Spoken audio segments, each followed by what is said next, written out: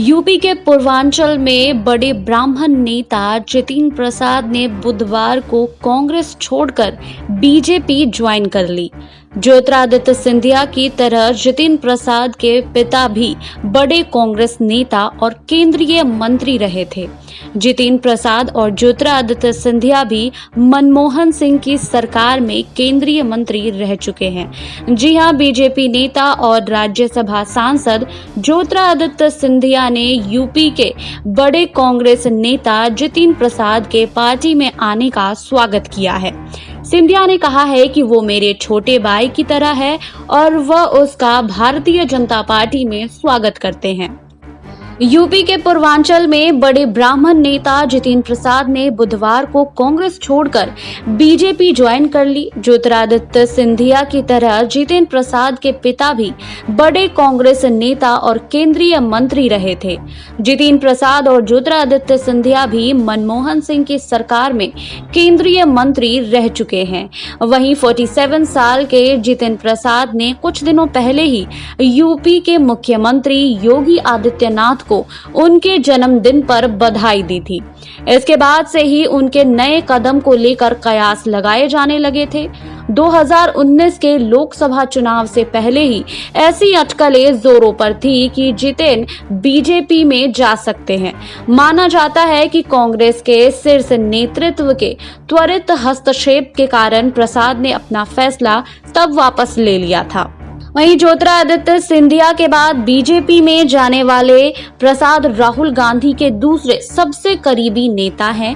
ज्योतिरादित्य सिंधिया ने पिछले साल बीजेपी ज्वाइन की थी और उनके समर्थक विधायकों के इस्तीफे के कारण कांग्रेस को एमपी में अपनी सरकार भी गंवानी पड़ी थी। जितिन प्रसाद को पार्टी में शामिल करके ब्राह्मण समुदाय तक अपनी पहुंच को और बढ़ाने की रणनीति बीजेपी ने चली है। इससे पहले बीजेपी पीएम नरेंद्र मोदी के करीबी नौकरशाह रहे AK शर्मा को भी पार्टी में शामिल कर चुकी है। वहीं अब आपको बता दें कि उत्तर प्रदेश चुनाव से पहले ही सियासी सरगर्मियां उफान पर हैं। इस बीच कांग्रेस के दिग्गज नेता जितिन प्रसाद का भाजपा में शामिल होना यूपी की राजनीति में एक बड़ा दांव के तौर पर देखा जा रहा है। जी हां, देश की राजनीति की दिशा तय करने वाले उत्तर प्रदेश में अगले साल विधानसभा चुनाव होने हैं। चुनाव से पहले राज्य के सियासी सरगर्मी उफान पर है। इस बीच कांग्रेस के दिग्गज नेता जितिन प्रसाद का भाजपा में शामिल होना यूपी की राजनीति में एक बड़े दांव के तौर पर देखा जा रहा है। माना जा रहा है कि यूपी में भाजपा से नाराज बताए जा रहे ब्राह्मणों को खुश करने में जितिन प्रसाद अहम भूमिका निभा सकते हैं। राज्य के धरोहर निर्वाचन क्षेत्र से पूर्व लोकसभा सदस्य जितिन प्रसाद राज्य के प्रमुख ब्राह्मण नेताओं में से एक हैं। माना जा रहा है कि उनके भाजपा में शामिल होने से पार्टी से खफा बताए जा रहे ब्राह्मणों की नाराजगी दूर करने में मदद मिलेगी। वहीं उत्तर प्रदेश की आबादी का लगभग 10% हिस्सा ब्राह्मण वर्ग से आता है। 80 के दशक से ही ब्राह्मणों को भाजपा का प्रबल समर्थन बताया गया।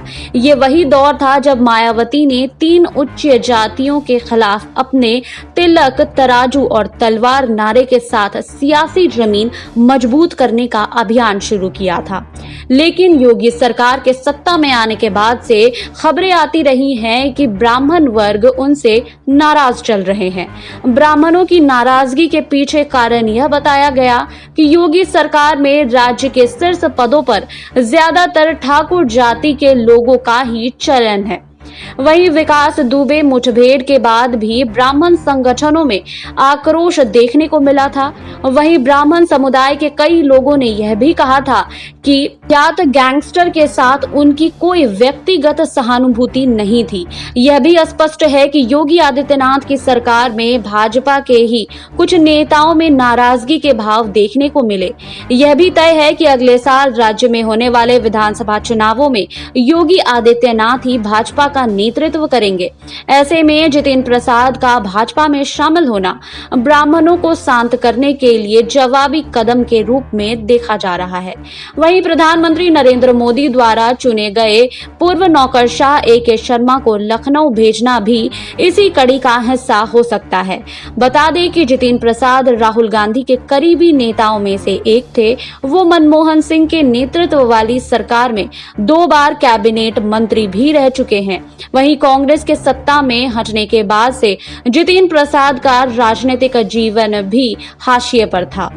जितेंद्र प्रसाद को भी महासचिव के रूप में भी नामित किया गया था, लेकिन उन्हें उत्तर प्रदेश से बंगाल स्थानांतरित कर दिया गया था, जहां अगले साल चुनाव होने हैं। जी हां, आपको बता दें कि कांग्रेस दिग्गज गुलाम नबी आजाद, जिन्हें गांधी परिवार के नेतृत्व पर सवाल उठाने वाले असंतुष्ट नेताओं में प्रमुख माना जाता रहा है, उन्हें पार्टी में हुए बड़े बदलाव के बीच पार्टी प्रमुख सोनिया गांधी ने महासचिव पद से हटा दिया था। और सोनिया गांधी द्वारा हस्ताक्षरित एक पत्र में कहा गया था कि पार्टी पूरे दिल से नववर्तमान सचिव गुलाम नबी आजाद, मोती बोरा और अंबिका सोनी, मल्लिकार्जुन खड़गे और लुई जिन्हो फलेरो के योगदान की सराहना की थी। जी हां, आपको बता दें कि इससे पहले भी कांग्रेस में उछल पुछल देखा गया था। गुलाम नबी आजाद कांग्रेस कार्य समिति के सदस्य बने रहे थे और जो कि पार्टी के शीर्ष निर्णय लेने वाला पैनल था।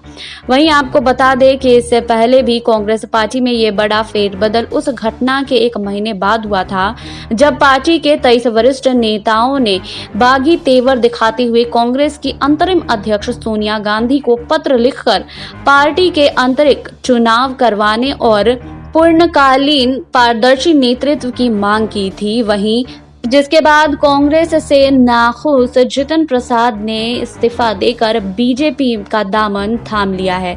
जी हां, आपको बता दें कि इससे पहले भी कई नेता कांग्रेस में नाखुश रहे हैं। वहीं यूपी चुनाव से ये उथल पुथल देखा जा रहा है और जिससे कई मायने भी निकाले जा रहे हैं। आपको बता दें कि देश की राजनीति की दिशा तय करने वाले उत्तर प्रदेश में अगले साल विधानसभा चुनाव होने हैं और चुनाव से पहले राज्य में सियासी सरगर्मियां उफान पर है। इस बीच कांग्रेस के दिग्गज नेता ने तो पार्टी छोड़ ही दी है, कांग्रेस पार्टी छोड़ दी है और बीजेपी में शामिल हो गए हैं, जिसके बाद माना जा रहा है कि यूपी में भाजपा से नाराज बताए जा रहे ब्राह्मणों को खुश करने की में जितेंद्र प्रसाद अहम भूमिका निभा सकते हैं।